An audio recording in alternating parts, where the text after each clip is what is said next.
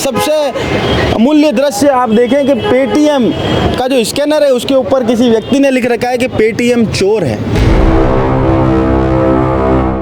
था इस पे आपने लिख रखा है चोर है, तो क्यों है और कैसे है? सर चोर इसी वजह से है कि ये मेरा 20,000 रुपया लगभग खा चुका है। ये पता करने के बाद साइबर क्राइम भी गया, वहाँ पता लगा कि हैदराबाद से ब्लॉक किया है। वो बोलते हैं हैदराबाद आ जाओ, यहाँ सुलझाएंगे। 20,000 रुपये के पीछे अपनी दुकान छोड़ के मैं हैदराबाद जाऊँगा, क्या होगा?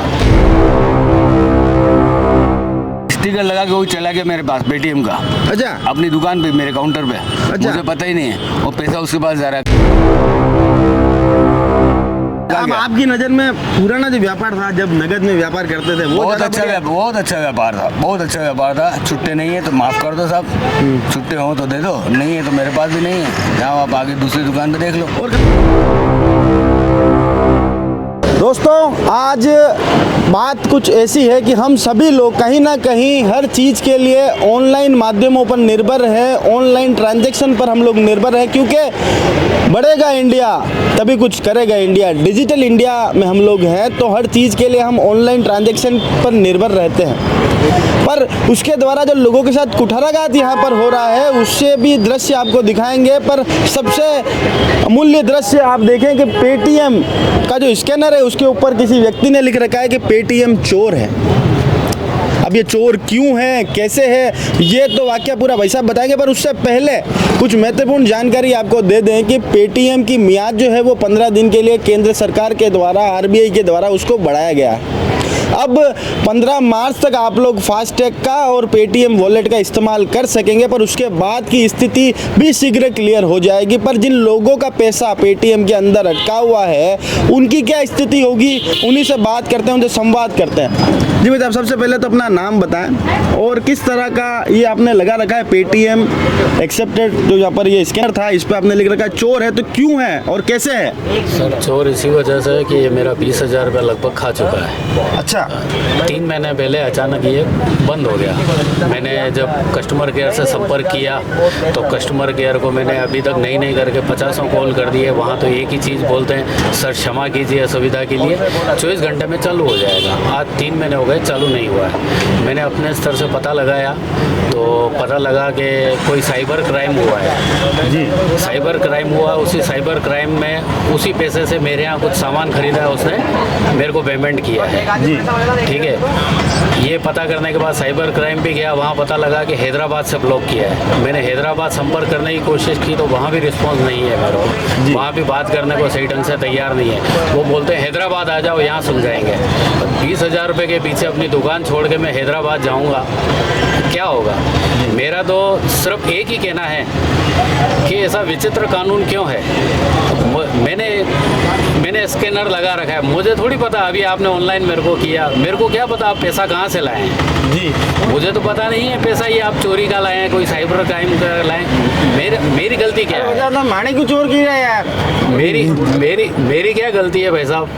इसमें मेरे को ये बताओ मेरी क्या गलती है कि मैंने यहाँ स्कैनर लगा रखा है, डिजिटल तहत के लिए लगा रखा है। लोग आते हैं, सामान लेते हैं, पेमेंट करते हैं। अब किसी ने साइबर क्राइम करके मेरे पेमेंट डाल दिया है अंदर, मुझे कैसे पता चलेगा? इन्होंने ना कोई इंडिकेटर दिया है कि साइबर का पैसा है।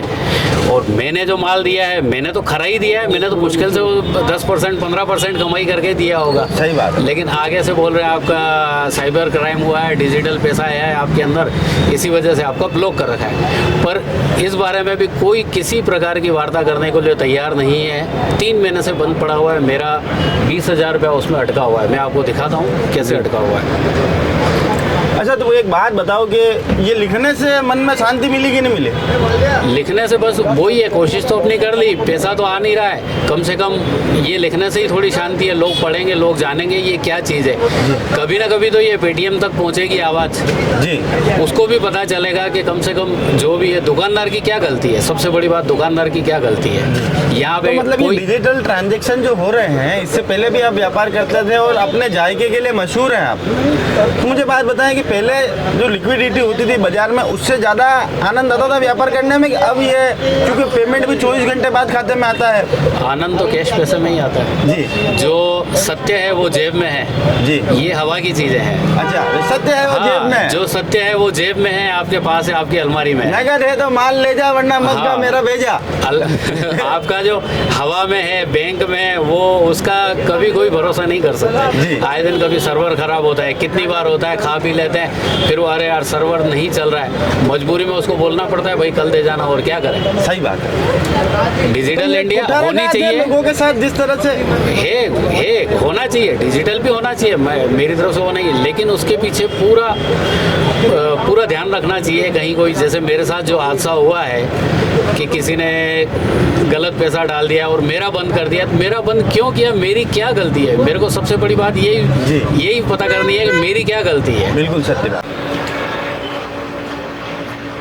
अब किसी प्रकार का पेटीएम बैंक से पैसा नहीं निकाला। तो आपका कितना पैसा है अंदर अभी? वो भी हो जाए तो इसमें कैमरे में आ जाए तो ज़्यादा बढ़िया है कि ये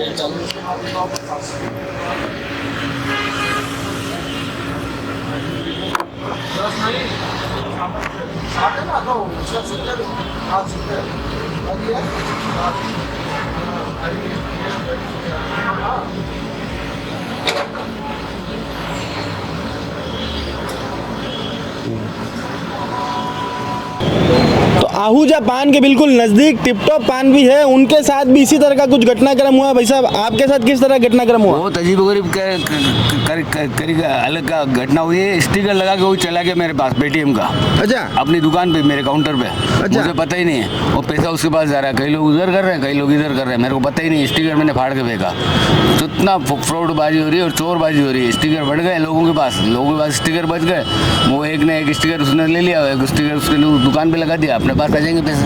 ओहो, अब मतलब आया। महल्ला बेचो भैया कोई और ले जाओ। हाँ वाह यार भाई, तो ये टिपटॉप पान पे भी रहो। हाँ घटनाएं हो रही है, क्या करो अब ऐसी फ्रॉडबाजी तो हो गई ऐसे तो ये लमसम ऑनलाइन। आपका कितना पैसे का नुकसान हुआ लमसम में का आइडिया? मेरे हिसाब से तो 500-700 रुपए का कल नुकसान हुआ मेरा। अच्छा, कल की घटना है? कल ही की घटना है, और मैंने कल ही स्टिकर फाड़ा। मैंने कहा क्या हो रहा है गड़बड़, अच्छा मैंने कैलकुलेट लगाया, कैलकुलेशन किया, मैंने कहा पैसा यहाँ अच्छा, कहाँ अब गया। आपकी नज़र में पुराना जो व्यापार था, जब नगद में व्यापार करते थे, वो बहुत ज़्यादा अच्छा बढ़िया? बहुत अच्छा व्यापार था, बहुत अच्छा व्यापार था। छुट्टे नहीं है तो माफ़ कर दो साहब, छुट्टे हो तो दे दो, नहीं है तो मेरे पास भी नहीं है, जाओ आप आगे दूसरी दुकान पे देख लो। और कम से कम किसी को उधार देते तो मालूम तो था कि रामलाल फलाना आदमी यहाँ रहता है, वो पेन से सामला लिख यहाँ दिया, रहता है। पेन लिख दिया, पेन से लिख दिया, ये कर दिया, जी तो पता है ये तो महाराष्ट्र का है ना, पाकिस्तान का है, भगवान जाने कहाँ का है। जी सही बात है। अहमदाबाद का है, गुजरात का है, मेवाड़ का है, मारवाड़ का है, भगवान जाने कहाँ का है, जोधपुर का है, बीकानेर का है, भगवान जाने कहाँ ढूंढूंगा उसको मैं। सही बात है।